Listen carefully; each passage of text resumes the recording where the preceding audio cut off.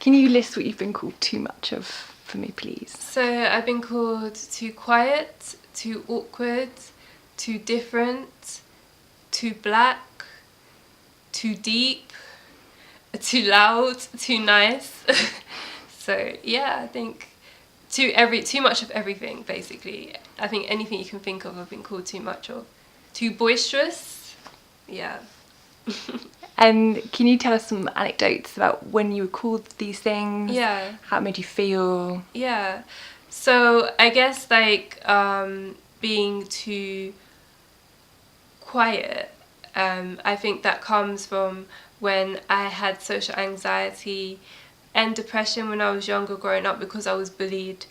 And I lived in a all-white area, and I was pretty much othered.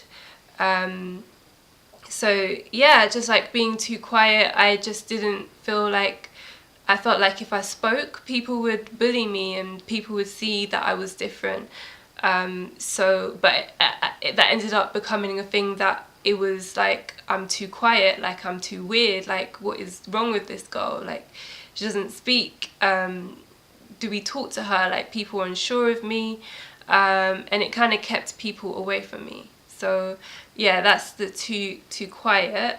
And then what else have been I think too different as well. I'm just the type of person who likes to do what I want to do, whenever I want to do it, and that might not necessarily fit into the norms and what the majority of what people think.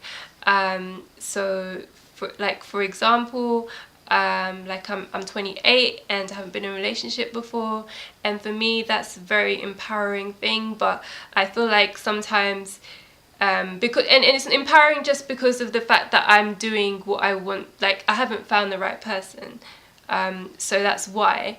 And it can often be looked upon as something that's quite negative, being single. Oh, what's the matter? Like, have you not felt like, you're beautiful, you'll find someone soon, don't worry. And it's the whole fact that it's just that I'm just waiting for the right person. I'm not just going to get with someone just to get with someone. I'm happy, being by myself until I find that right person that will help so that we can both empower each other, really. Just like I think just being too outspoken is just the fact that I'm not afraid to talk about things that goes on in society, and injustice that goes on in society, such as race, or such as like hate and aggression. And I am a spoken word poet, and I don't shy away from these topics. I like to address these topics and be outspoken about it, but it can be a bit too much for people. Sometimes people just want to be comfortable and feel like, have something nice and funny that they can laugh along to, but sometimes we have to actually speak the truth and realise that not everything is okay, and that's okay. Like, it doesn't have to be a thing that is too much. How have these things made you feel? Okay, yeah, in terms of how being too much of a person, being too much has made me feel, it's just made me feel at first disempowered. It made me feel disempowered. It made me feel like, what's wrong with me? Why are people interpreting the things that I'm doing as being too much? They don't understand me, and it became a thing of self-doubt and questioning. But I soon realised that the issue is actually not with me, and that someone has a problem. There's a problem within someone's self, and it's nothing that I should take on and internalise. So for me, it became a thing where actually no, being too much of something is actually my power. And I think the main thing about me is that I just do what I want, and I do not necessarily conform to the norms of thinking that everyone has. So for me, I think that's the power to kind of just create a space in this world that does not exist. And I think it's really beautiful and powerful to be too much of something, because it allows you to kind of be able to shape culture almost and put something in culture that doesn't exist before. It's an aspect of creation, and I believe everybody in this world has something of value to contribute to this world. And so being too much of that is what you need to contribute into this world and use it as your power. Brilliant. Yeah. And taking the things that you've been called too much of, and you're thinking about how they're your power, what do you love about those powers? What do you love about yourself? Okay. What I love about myself is that I'm absolutely crazy. And when I say that in such a good way, because the thing is that I don't think you should take life too seriously, you know. And I think that it's funny how we can have be in a very serious situation. I'll just come up with something that's very random, and I can just laugh about it. So I like the fact that I can make myself laugh about my own craziness. I love the fact that I think very deeply about things, and I think very deeply about the structures that we're under, and I love the fact that I have a vision of how the world could be, and I like the fact that I am able to see that vision as possible, and that I believe that the world can be a better place, or a place that can be transformed from where it is right now. Because what I'm actually beginning to learn is to not come from a space of wanting to seeing things as a problem that I want to change or fix, but coming from a space of transformation and creating a space for people to live into. So I love the fact that I believe that the sky is the limit, and I can see the world being in a different space, in a different system than it is now. And I love the fact that I am so determined, and I'm so creative, and that there's endless possibilities out there, that I believe for me and other people. So I just love being I love being too different, although I do not think I'm different. I just think I'm myself, and everyone needs to be themselves. So yeah, amazing. Yeah. And how is your powers, how have they helped you, and how have they helped other people? You've kind of talked about it briefly, but so my powers of being too much, so obviously being too quiet, and that resulted as the fact of being too different because I was bullied. It helped me because I created a book. So I used that as a tool to actually create something out of it. And I dealt with mental health issues such as social anxiety, depression. I was like, I want to have a book that's celebratory, and I want to have a book on like mental health and self-care for young people that's very celebratory, and that actually shares people's stories, because I feel like we have the ability to really teach each other through our stories.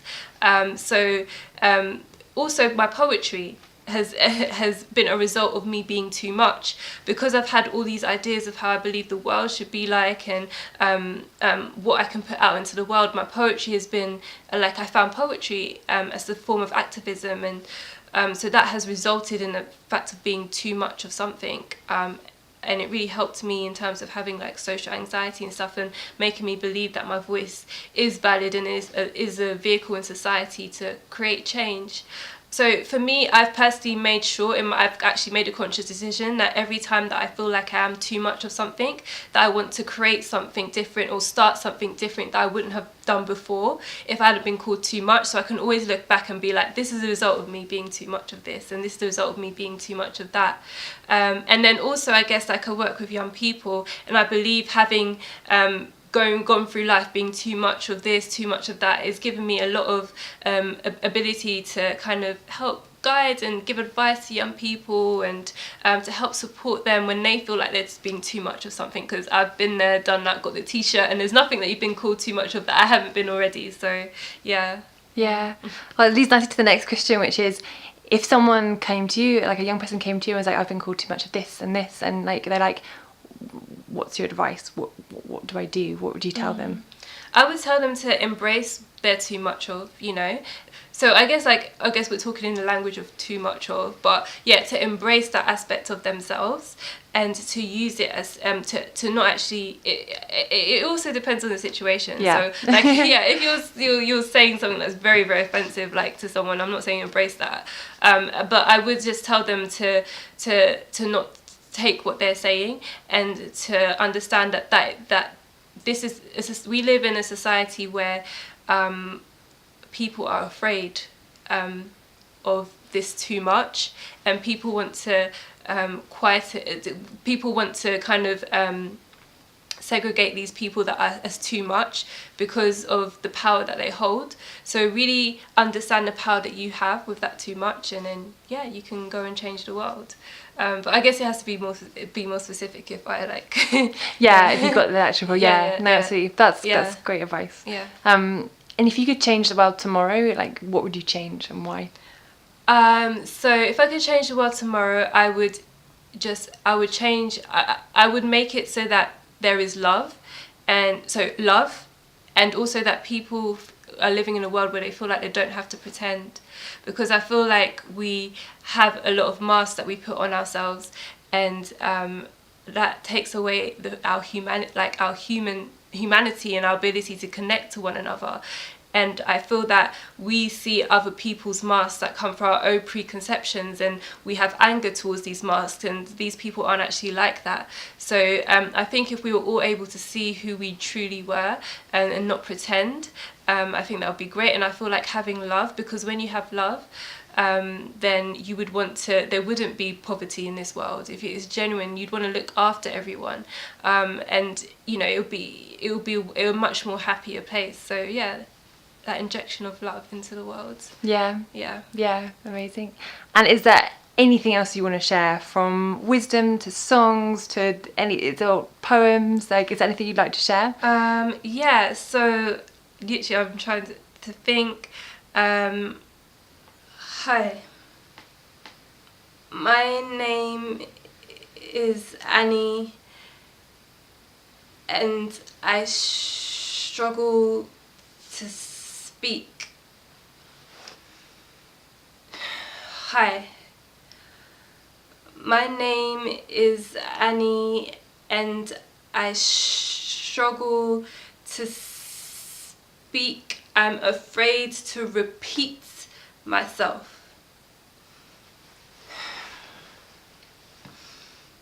Hi, my name is Annie, and I struggle to speak. I'm afraid to repeat. My self-worth has been taken from me. My self-worth has been taken from me. So now palm my way into poetry. Thankfully, a blank space for me.